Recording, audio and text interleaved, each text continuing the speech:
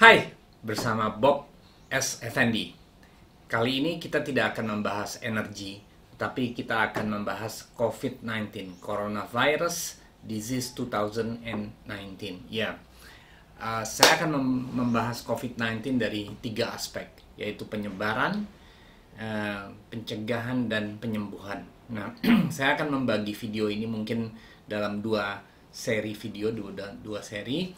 Di seri pertama ini saya akan membahas masalah penyebaran, ya, dan khususnya tentang angka-angka apakah yang terpenting dari sisi penyebaran ini yang banyak orang ingin tahu, apakah adanya perlambatan atau percepatan, ya, karena setiap hari kita disuguhkan dengan berbagai macam angka di media, kematian, yang sembuh, terinfeksi, dan lain-lain, PDP, ODP.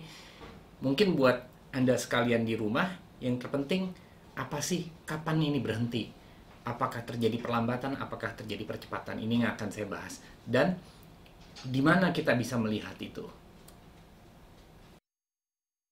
What makes coronavirus so different? Well, it's different because, when people used to ask me over the years, what is it that I most worry about with regard to emerging infectious diseases, is a respiratory-borne illness that easily spreads from person to person, but that has a high degree of morbidity and mortality. And unfortunately, that's the worst nightmare you could have, is to have something like that. I mean, there are other diseases. Ebola was frightening, but Ebola gets transmitted only when you're in very close contact with a person who is very, very ill. With this disease, in some respects similar to influenza, but in some respects very different, it spreads very easily. You can even spread it when you're not symptomatic. So it's insidious and treacherous in that you could spread it easily. The other part about it that's really so different from anything that we've ever faced before is that if you look at the mortality of seasonal flu, the thing that you and I go through every season, the mortality is about 0.1%. That's a lot. And we get used to that morbidity and mortality. But the mortality of this is about 10 times that. It's at least 1%. So it's a disease that not only is easily spread, but it can be devastating, particularly for a certain subset of the population. Demographically different. The elderly, those with underlying conditions, heart disease, lung disease, diabetes. It can be very serious for them with a high degree of mortality. Ya, kembali lagi dengan Bob S. Effendi. Tadi baru saja ada klip daripada Dr. Anthony Fauci. Beliau adalah ketua daripada COVID-19 Task Force di Amerika. Nah, beliau mengatakan bahwasanya COVID-19 ini dahsyat, nggak bisa disamakan dengan flu. Jadi bagi Anda yang menganggap ini sama dengan flu, Anda salah. Ini lebih dahsyat. Bahkan Dr. Anthony Fauci mengatakan dua hal, yaitu insidious dan treacherous. Nah, kita tahu film Insidious. Insidious itu apa sih? Insidious itu adalah secara perlahan-lahan. Jadi secara gradually. Jadi insidious itu terjemahannya meaningfulnya adalah proceeding in gradual, subtle but harmful effect. Jadi dia perlahan-lahan, ya, melakukan kerusakan yang dahsyat, tetapi dengan cara yang subtle, yang lembut. Tapi begitu terakhirnya, bam, mematikan. Itu insidious. Nah, berikutnya lagi Dr. Fauci mengatakan treacherous. Treacherous itu terjemahannya di sini adalah guilty of involving betrayal or deception. Jadi kata kuncinya adalah deception, yaitu menipu, nggak sadar gitu ya. Jadi ini ada dua kata kunci yang luar biasa. Inilah mengapa COVID-19 ini sangat dahsyat dan berbahaya. Karena kenapa? Karena insidious, dia perlahan-lahan, dan deception, dia menipu gitu. Dia orang nggak sadar gitu ya. Mengapa demikian? Karena inkubasi periodnya lama. Inkubasi periodnya itu bisa 7 hari, bisa 14 hari, baru minimum 5 hari orang baru menimbulkan suatu simptom. Inilah mengapa dia insidious dan treacherous. Nah, sekarang kita lanjut ngebahas tentang COVID-19 ini. Pertama, saya akan membahas tentang virusnya itu dulu. Oke? Nah, COVID-19 ini sesungguhnya adalah masih keluarga daripada coronavirus. Coronavirus ini ada termasuk flu. Flu masih satu keluarga. Anggaplah kira-kira coronavirus ini adalah sepupunya virus flu, ya, virus flu yang pada umumnya. Nah, banyak yang orang nggak tahu bahwasanya virus flu itu setiap tahun menurut WHO membunuh sekitar 650.000 orang setiap tahunnya. Jadi cukup besar, gitu ya. Nah, virus COVID ini, atau bukan COVID, virusnya namanya adalah SARS-CoV-2, ya. Nah, SARS-CoV-2 ini tentunya adalah sama sepupuan atau adiknya dengan virus SARS dan virus MERS. Dulu kita pernah ada SARS dan MERS, gitu ya. Nah, ini disebut SARS-CoV-2, itu nama virusnya. Nah, ketika dia menjadi simptom dan menjadi penyakit terkena orang, disebut namanya Coronavirus Disease 2019. Makanya kita sebut, orang populer tersebut COVID-19. Jadi, nama virusnya bukan COVID-19, tetapi nama virusnya adalah SARS-CoV-2. Itu adalah nama yang sesungguhnya. Nah, berikutnya lagi, kita perbedakan dengan virus flu. Nah, flu itu masa inkubasinya 2 hari. Jadi ketika Anda kena virus flu, maka dalam 2 atau 3 hari, maka Anda akan mengeluarkan simptom. Ya, maka mulai simptomnya muncul batuk-batuk, bersin, dan lain-lain. Sementara di dalam COVID-19 ini masa inkubasinya 7-14 hari. Jadi inilah persoalan utamanya, bahwasanya ada waktu jeda yang cukup lama di mana Anda tidak merasakan gejala, ya, sama sekali.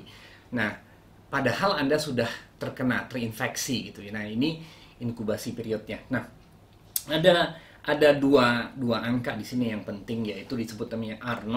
R0 itu adalah berapa banyak, ya, berapa orang biasanya rata-rata dia menginfeksi, dan yang kedua disebut namanya time interval. Time interval adalah berapa lama sampai dia muncul simptomnya tersebut di orang berikutnya. Nah, untuk flu itu biasanya R0-nya 1. Nah, untuk R0 untuk COVID-19 ini itu kira-kira angkanya 3. Jadi artinya satu orang dapat menularkan ke 3 orang lainnya. Dengan time interval itu antara mediannya sekitar 5 hari gitu ya. Jadi orang baru muncul simptomnya itu bila terkena antara sekitar 5 hari. Nah, antara R0 3 dengan time interval 3 ini 5 inilah yang yang akhirnya memperlihatkan kecepatan transmisi daripada COVID-19 ini atau SARS-CoV-2 ini, ya. Nah, ini adalah dari 2 angka ini menunjukkan sebenarnya virus ini dari sisi penyebaran lebih berbahaya daripada flu, gitu ya. Karena flu itu R0-nya 1 dan time intervalnya 2 hari, gitu ya. Jadi artinya Anda 2 hari Anda langsung tahu bahwa Anda terkena. Nah, ketika Anda tahu Anda kena, tentunya Anda nggak akan keluar kemana-mana, gitu kan. Anda langsung di rumah. Ketika Anda flu, langsung batuk-batuk, badan lemes, within 2-3 hari Anda udah langsung ngerasa nggak enak badan, maka biasanya Anda telepon ke kantor Anda cuti, nggak masuk karena nggak enak badan. Oke? Tetapi problemnya jadi sehingga penyebaran itu terbatas, nggak kemana-mana, gitu ya, karena time intervalnya itu sedikit. Tetapi ketika time intervalnya bisa 7 hari, 14 hari, atau 7 hari ini, maka Anda selama 7 hari itu nggak merasakan apa-apa, gitu ya, asimptomatik, gitu ya. Nah, inilah yang berbahaya, karena Anda nggak merasa apa-apa, Anda nggak merasa sakit, Anda keluyuran dan menyebarkan. Oke, saat ini total per hari kemarin, saya lihat angkanya sudah 2.560.000 orang yang terinfeksi, yang positif, dan yang mati itu udah 176.000. Itu adalah angka mortalitas 6,9%, dan yang sembuh itu udah sekitar 704.000. Jadi tingkat kesembuhannya sekitar 27%. Ini naik terus, which is bagus. Ya.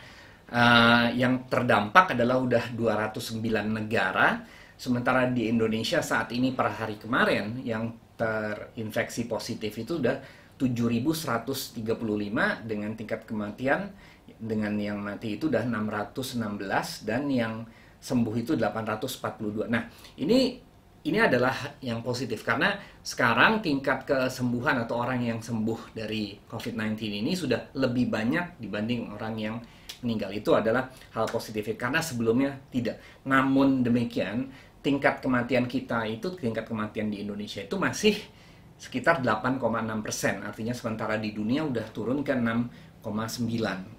Dengan tingkat kesembuhannya 11%, sementara dunia itu tingkat kesembuhannya adalah 27%, ada yang sembuh. Oke?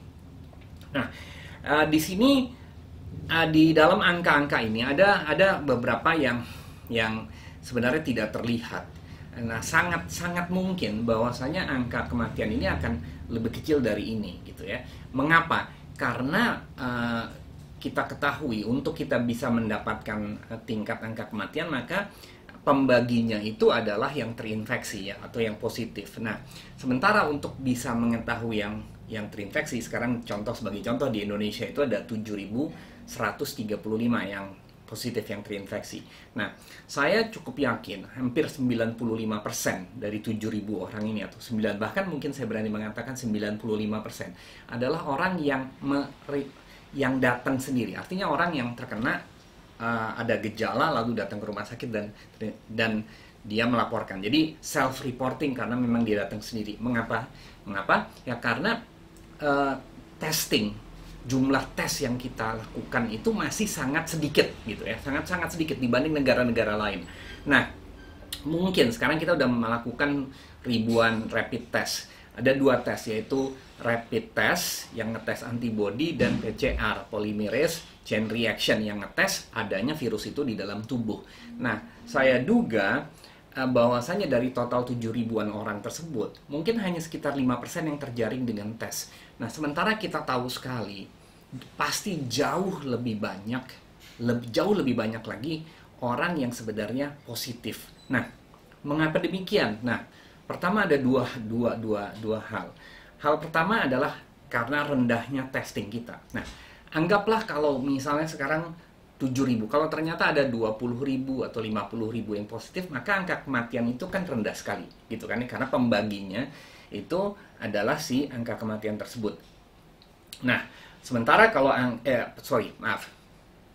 kalau yang positif itu 2-3 kali lipat, 14.000 atau 20.000, maka karena pembaginya sangat besar dengan angka kematian pasti nggak akan berubah lah ya, pasti angka itu. Maka tentunya mortalitas rate-nya tentunya sangat kecil. Nah, ini menimbulkan suatu masalah berikutnya. Masalah berikutnya apa?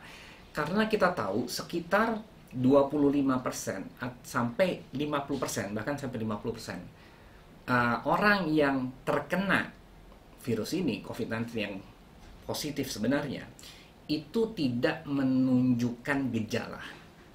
Ya. Jadi yang disebut asimptomatik gitu. Artinya memang benar-benar dia nggak ada gejala apapun juga. Karena memang dia imun sistemnya bagus, sehingga tidak ada gejala sama sekali. Itu bisa 50%. Oke? Nah, ditambah lagi yang mungkin punya gejala, tetapi dia masih di dalam fase inkubasi. Artinya orang ini belum ada gejala dalam proses. Mungkin dia akan menjadi simptom, tetapi dalam proses masih masa inkubasi ini. Nah, mungkin kalaupun dia akhirnya kena simptomnya hanya lewat saja, hanya istilah simptomnya nggak berat, simptomnya cuma batuk-batuk, panas sedikit, 2-3 hari akan lewat. Tetapi tetap orang tersebut menyebarkan. Nah, antara yang disebut asimptomatik benar-benar dia kebal, tetapi virusnya masuk di dalam tubuhnya, sama yang memang dia ada simptom tapi masih dalam masa inkubasi, ya, saya duga atau banyak ilmuwan menduga itu totalnya kurang lebih 70% sampai 80%. Gitu ya. Nah, ini luar biasa besar sebenarnya. Nah, orang-orang inilah yang saya duga menyebarkan karena mereka merasa sehat, merasa bugar, merasa nggak ada apa-apa, sehingga mereka keluyuran, ketemu kemana, maka mereka menyebarkan. Karena ketika orang mulai ada simptom, apakah dia batuk-batuk, dia mulai panas, atau dia mulai pusing, mulai sakit tenggorokan dan lain-lain, pastinya orang tersebut dengan masa sekarang orang sudah heboh tentang COVID, dia langsung menduga jangan-jangan saya kena COVID. dua hal yang dilakukan. Mungkin dia di rumah, dia takut jangan-jangan ini flu biasa, dia mungkin minum obat, penurun panas dan lain-lain. Kalau nggak turun-turun, mungkin dia akan ke rumah sakit. Jadi pastinya orang yang ada simptom tidak akan keluyuran. Orang yang keluyuran pastinya orang yang tidak memiliki simptom. Itu ya. Nah, problemnya kita nggak mengetahui nih jumlah mereka ini. Ya, yang jelas pasti lebih besar daripada 7.000. Itu udah definitely ya, udah pasti lebih besar. Nah, inilah sebabnya ya saya mendukung adanya pemerintah melarang mudik ini. Ya, karena kalau tidak penyebaran sudah akan lebih banyak lagi. Jadi kita tahu bahwasanya sekitar 80% daripada populasi itu dia nggak akan fatal terhadap COVID-19 ini. Dia apakah tidak ada gejala sama sekali, sekitar 50%, atau sekitar 25% sampai 30%, dia ada gejala tapi mild, ringan, cuman batuk-batuk, demam, mungkin 2-3 hari dia selesai. Namun, ada sekitar 20% yang dia akhirnya harus dirawat. Jadi nggak terlalu banyak 20%-an ini. Dari yang total yang masuk ke rumah sakit, itu ada 2 kategori. Yang akhirnya dia dirawat dan menjadi sembuh, ya, dirawat dan menjadi sembuh, itu mungkin sekitar 80%, ya, 70-80%. Ada lagi yang akhirnya harus pakai ventilator, gitu ya. Nah, inilah yang sangat riskan sekali menjadi fatal, ya. Karena biasanya menurut data yang sudah masuk ventilator itu kemungkinan bisa selamat itu rendah sekali, ya. Mungkin hanya 10%, 15%, ya, kalau udah masuk ventilator. Nah, oleh sebab itu dan biasanya masalah kematian itu disebabkan bukan karena COVID-19 itu sendiri, tetapi karena penyakit yang menyerang paru-paru, gitu. Ya, ARSD, Acute Respiratory Distress Syndrome, jadi ada 2, yaitu pneumonia, ya, dan Acute Respiratory Distress Syndrome, ARDS, ya. Jadi yang biasanya paru-paru itu kerendam air, ya, paru-paru itu kerendam air sehingga pasien itu sesak nafas dan akhirnya harus dimasukkan ventilator, gitu ya. Nah, biasanya ini nggak survive. Oleh sebab itu, kita harus mengupayakan supaya bagaimana caranya kita tidak masuk ventilator. Ya, kalau kita belum masuk ventilator, biasanya kemungkinan kita sembuh dan selamat itu tinggi sekali. Saya bahas di berikutnya ya, tentang pencegahan dan penyembuhan. Nah, gitu ya. Nah, ini problemnya. Nah, problem kedua adalah testing. Kita tahu testing ini kita kurang banyak, kurang luar biasa banyak. Nah, yang berikutnya, testing ini juga ada sedikit permasalahan karena kita ada 2 jenis testing tadi yang disebut namanya rapid test yang sebenarnya ada ngetes antibody dan yang disebut PCR. Nah, PCR ini perbedaannya kalau yang rapid test ngetes antibody kita, yang PCR adalah ngetes si virus itu sendiri ada di dalam tubuh kita apa tidak.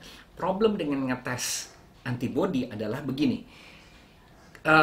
Ketika orang terkena virus ini, ada proses ya yang tadi disebut masa inkubasi itu, di mana juga imun sistem tubuh itu dalam proses pengenalan atau identifikasi virus tersebut. Jadi dia belum mengeluarkan antibody, ya, dia belum mengeluarkan antibody terhadap virus ini, ya. Jadi dia dalam proses memori ini, lagi dalam proses identifikasi si virus. Jadi ketika orang tersebut dites pada masa periode ini, di mana dia antibodinya belum keluar, maka yang akan terjadi adalah yang disebut namanya false negatif. Jadi dia hasilnya negatif, tetapi sesungguhnya dia positif. Nah, ini berbahaya. Kenapa? Karena dapat mengacaukan hasil data, apalagi kalau data daripada rapid test yang mana banyak kemungkinan, mungkin banyak orang menduga, para ilmuwan mengatakan sekitar 50%, 30-50% dapat menghasilkan data yang false negatif. Ya, itulah makanya dibutuhkan ketika kita dilakukan rapid test, kita harus melakukannya 2 kali. ya. Di awal karena kita duga bahwasanya mungkin orang tersebut ketangkepnya pada masa identifying tadi, di mana dia belum memunculkan antibody, ya, dan berikutnya mungkin seminggu atau mungkin 2 minggu sesudah itu. Nah, kalau di dua-dua ini, jadi artinya di awal dan di akhir, dia ditangkap di awal dan di akhir. Nah, kalau memang dia dua-duanya adalah negatif, mungkin tingkat kepercayaan memang nggak bisa kita mengatakan 100%, tapi 90% bahwasanya orang itu memang negatif. Nah, jadi pastikan bila mana Anda melakukan rapid test, jangan puas dulu ketika Anda baru melakukan satu. Anda harus melakukan 2 kali dengan jeda seminggu atau 2 minggu. Tambah lama, tambah bagus. Karena pasti Anda, kalau memang Anda, tentunya dalam jeda ini, Anda jangan kemana-mana ya. Anda jangan kemana-mana. Nanti kalau begitu Anda tes cek, negatif hasilnya, diam di rumah. Diam di rumah, jangan ketemu siapa-siapa selama 2 minggu. Sesudah itu, lakukan tes lagi. Kalau hasilnya negatif, insya Allah Anda negatif. Oke? Nah, namun kalau Anda tes PCR, itu kapan saja dari awal sampai akhir itu akan terdeteksi. Nah, inilah harusnya yang dilakukan diperbanyak adalah tes PCR. Nah, itu adalah tentang testing. Ya. Nah, berikutnya adalah bagaimana Anda, siapa sih yang riskan? Nah, yang riskan adalah sebagian besar adalah orang-orang di atas 60 tahun. Nah, tentunya dengan kondisi-kondisi kesehatan. Kondisi-kondisi kesehatan apa? Yaitu pertama adalah dia punya masalah dengan pulmonary atau paru-paru. Karena memang yang diserang itu adalah paru-paru. Dan ketika orang ini akhirnya meninggal, itu biasanya memang dengan bukan karena COVID ya, tapi karena pneumonianya gitu, ya. Dan jadi karena memang paru-parunya terendam air gitu ya. Itu yang menyebabkan bagian besar orang meninggal itu. Nah, yang kedua adalah orang yang memiliki penyakit jantung. Yang ketiga adalah orang yang memiliki masalah diabetes gitu ya, gula darahnya tinggi. Yang ketiga adalah orang yang memiliki masalah kesehatan yang sifatnya autoimun atau kayak kanker dan lain-lain. Nah, ini adalah yang riskan. Orang yang riskan.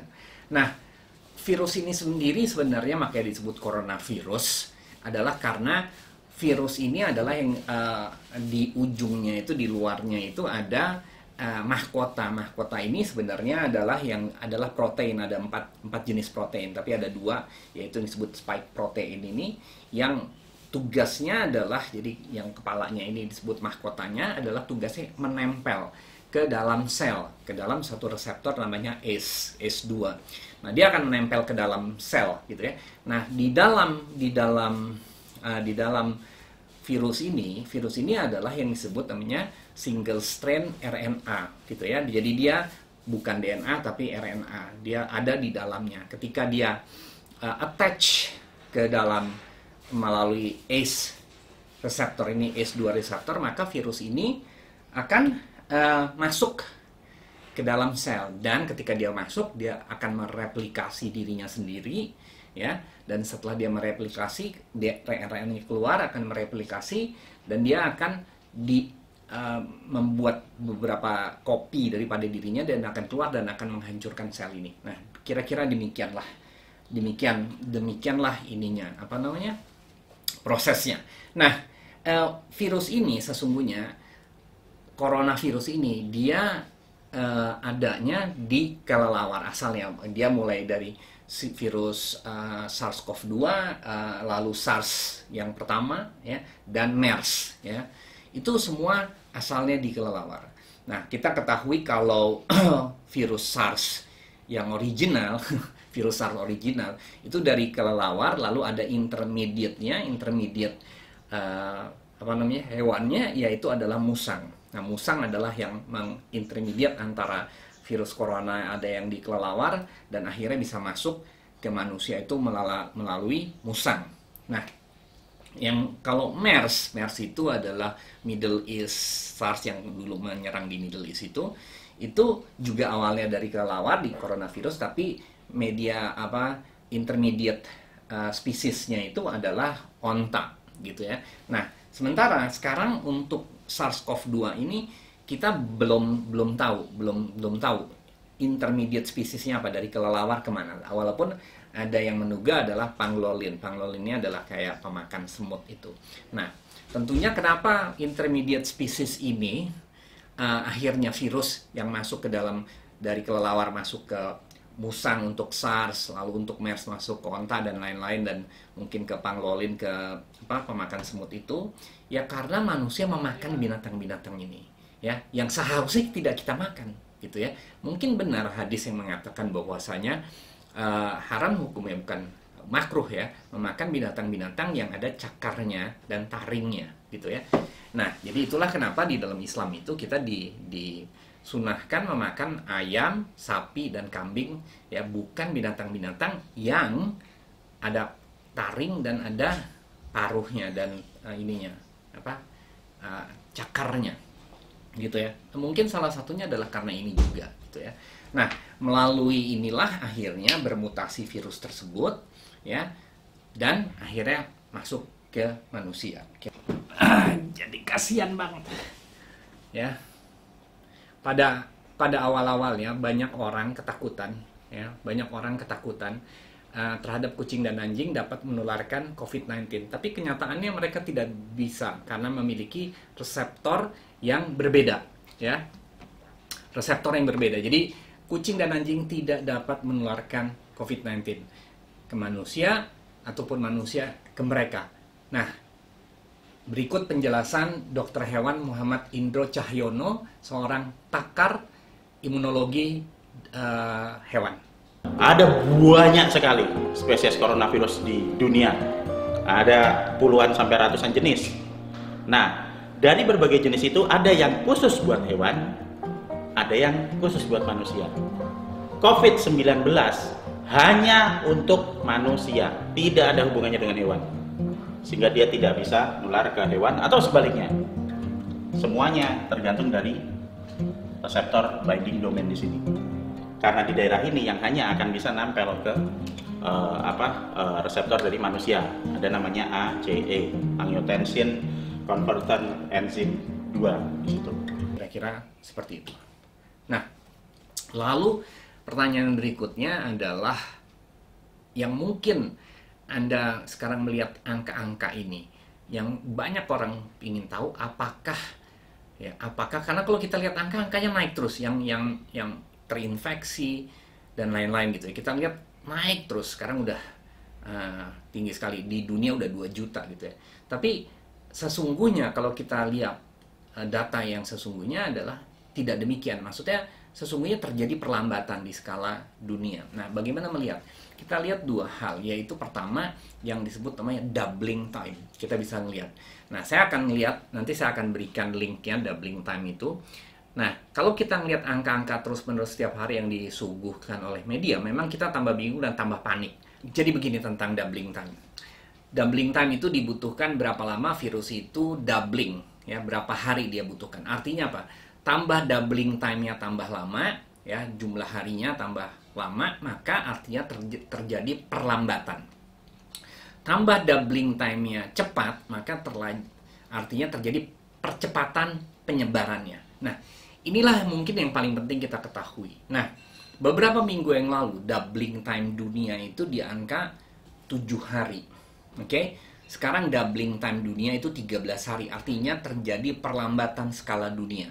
This is the good news. Oke? Jadi, sekarang udah 13 hari. Cina, yang dimulai dulu awalnya di Cina, di Wuhan, ya, di bulan November, itu sekarang doubling time-nya sudah 60 hari. Sesudah Cina itu yang terkena berikutnya adalah Korea Selatan. Korea Selatan cukup parah, sekarang doubling time-nya sudah 29 hari. Oke, jadi artinya udah jauh melambat, bahkan itu udah flat datarnya ya. Nah, berikutnya jadi artinya apa? Artinya kalau kita di atas rata-rata dunia, artinya bagus. Kalau di bawah rata-rata dunia, artinya ada sesuatu yang harus kita koreksi. Nah, Malaysia tetangga kita itu dulunya di bawah dunia. Sekarang mereka udah di atas dunia. Malaysia itu udah 20 hari, dunia itu 13. Ya, Malaysia udah 20 hari. Nah, Amerika Serikat itu sekarang di 9 hari. Jadi cukup jelek, tetapi dia itu minggu lalu di 8 di 6, bahkan 6 hari, sekarang dia udah menuju ke 9 hari bagus. Nah, Indonesia bagaimana? Indonesia alhamdulillah sekarang di 11 hari. Nah, problemnya di Indonesia sekarang memang sudah tambah panjang. Indonesia pernah beberapa minggu yang lalu itu di atas rata-rata dunia. Nah, sekarang Indonesia di bawah rata-rata dunia. Namun, Indonesia itu naik turun dari kita pernah di 6, pernah naik ke 7, pernah naik ke 9, turun lagi, naik turun. Ya, kemarin 10, sekarang naik 11, ya. Nah, artinya kalau kita pantau doubling time Indonesia itu terjadi naik turun gini, nggak konsisten naik. Sementara negara-negara lain naik terus. Jadi ini yang saya pantau. Ya, ini yang saya pantau. Artinya adanya ketidakkonsistenan di sini ya. Tetapi saya pantau beberapa hari ini masih konsisten ya dengan menuju 11 hari. Mudah-mudahan dia akan terus dengan adanya nanti larangan mudik dan lain-lain. Sehingga ketika kita sudah doubling time, sekarang kita belum bisa bernafas lega karena kita masih di bawah rata-rata dunia. Kapan sih kita bisa bernafas lega? Jawabannya sederhana. Kalau doubling time kita jaraknya sudah beberapa hari di atas dunia. Let's say sekarang dunia itu 13. Kalau doubling time kita sudah di angka 15, 16, 17, sudah di beberapa hari di atas dunia, artinya kita minimum sudah bisa bernafas lega. Sekarang kita belum bisa. Kita masih menahan nafas. Nah, berikutnya juga adalah kita bisa lihat adalah trajectory trennya. Jadi trend trajectory. Jadi kalau angka-angka itu kita gambar bukan di grafik linear tapi di logaritmik, di kertas logaritmik, maka akan terlihat perubahannya. Kita bisa lihat di dalam beberapa minggu terakhir ini, bukan beberapa minggu, mungkin seminggu terakhir ini, dalam beberapa hari ini khususnya terjadi penurunan kematian di situ ya. Nah, jadi tren ini menunjukkan downward trend, which is bagus gitu ya. Nah, walaupun penyebarannya juga udah mulai kelihatan mau turun.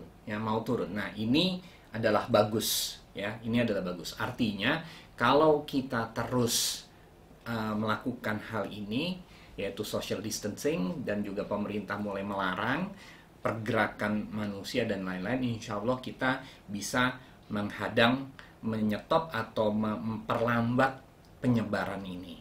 Oke. Nah, berikutnya mungkin yang banyak orang ingin bertanya adalah kapan sih ini berakhir? Nggak ada yang tahu yang berakhir. Namun demikian ada dua hal yang mungkin harus kita ketahui tentang virus ini. Pertama, berapa cepatkah? Apakah virus ini bermutasi dengan cepat? Karena kita tahu virus itu cepat sekali bermutasi. Sebagai contoh, virus flu itu setiap tahun bermutasi gitu ya. Ketika Anda kena flu, itu sebabnya yang namanya flu itu dari tahun ke tahun biasanya Anda kena, apalagi yang disebutnya flu season gitu ya. Ya kalau virus flu itu tidak bermutasi ketika Anda sekarang sembuh ya. Misalnya sekarang Anda kena flu lalu Anda sembuh ya.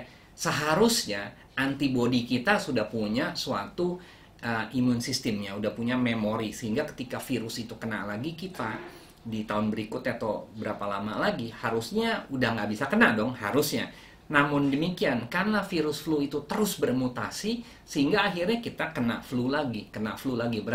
Berapa dari Anda yang mungkin setiap tahun kena flu, apalagi kalau di musim dingin, mungkin itu setiap tahun banyak orang yang kena terus-menerus setiap tahun kena flu. Nah, ini membuktikan karena flu itu terus-menerus bermutasi virusnya. Jadi ketika Anda minum obat pun, ya, kalau Anda baca obat-obat flu itu nggak pernah ada mengatakan menyembuhkan.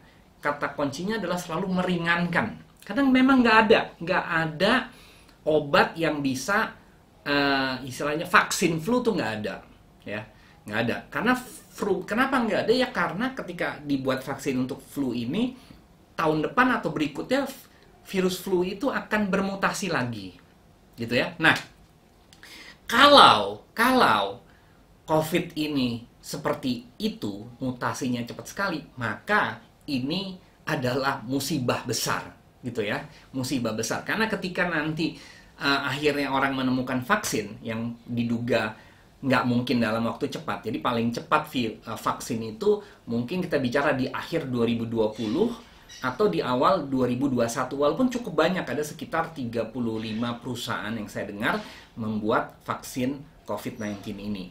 Nah, semua masih dalam suatu proses. Nah, bayangkan kalau by 2021 akhirnya muncul vaksin ini, ternyata virusnya sudah bermutasi lagi, maka vaksin ini nggak akan ada gunanya. Ya, nggak akan ada gunanya. Nah, tetapi alhamdulillahnya, good news-nya adalah ada indikasi, belum pasti ya, ada indikasi bahwasanya virus SARS-CoV-2 ini tidak bermutasi secepat virus flu. Oke, that is the good news-nya. Nah, jadi ketika kita nanti para ilmuwan menemukan vaksin di 2021, insya Allah virusnya itu belum bermutasi. Ya, belum bermutasi. Nah, hal kedua lagi yang kira-kira positif juga adalah bahwasanya kalau kita tahu bahwa virus ini adalah virus keluarganya daripada virus flu, gitu ya. Karena kita tahu flu itu adalah seasonal, artinya dia berpengaruh. Dia biasanya terkena bila mana cuaca lagi dingin. Dengan kata lain apa? Ketika bumi ini mataharinya kurang, gitu ya. Jadi sehingga virus flu itu biasanya yang disebut flu season, gitu ya. Biasanya di Amerika atau di Eropa itu ada flu season. Kalau di Indonesia karena panas terus nggak ada seasonnya. Flu kapan aja bisa kena. Cuman kalau di Amerika dan Eropa itu biasanya seasonnya adalah ketika musim dingin. Jadi jarang ada orang kena flu itu di musim panas, di summer. Nah, ada indikasi bahwasanya COVID ini juga seasonal virus. Artinya apa? Dia juga cyclical, gitu ya, mengikuti season. Nah, jadi kalau dia mengikuti season, artinya ketika bumi belahan barat itu mulai panas, gitu ya. Nah, di bulan Juni, Juli, dan Agustus, maka sangat mungkin ini akan turun secara sendirinya. Ya, turun akan dengan sendirinya karena dia cyclical. Ya, artinya kita akan ada break. Ya. Nah, kita akan ada break di bulan Juni, Juli, Agustus, ya, dan yang mungkin bisa muncul lagi di November mungkin. Tetapi jelas ada indikasi seperti itu. Jadi kalau Anda ingin tahu kira-kira kapan sih kita, ya, kalau saya harus menduga yaitu Juni, Juli, Agustus. Mungkin di bulan Juni ketika udah mulai panas di Amerika, di Cina, di belahan barat, ya, mungkin virus ini udah akan mereda, ya, dan mungkin bisa lagi naik lagi di bulan November. Tetapi insya Allah by that time mudah-mudahan sudah ada obat atau vaksin atau apapun juga. Jadi intinya yang ingin saya sampaikan adalah semua itu tergantung daripada daya tahan diri Anda. Ya, daya tahan diri Anda. Karena memang nggak ada obatnya. Obatnya adalah diri Anda sendiri, imun sistem Anda sendiri. Yang saya akan cover di dalam seri berikutnya. Masalah pencegahan. Bagaimana meningkatkan imun sistem Anda sehingga Anda tercegah dari COVID-19. Demikian, semoga bermanfaat. Stay home, stay safe, dan keep healthy.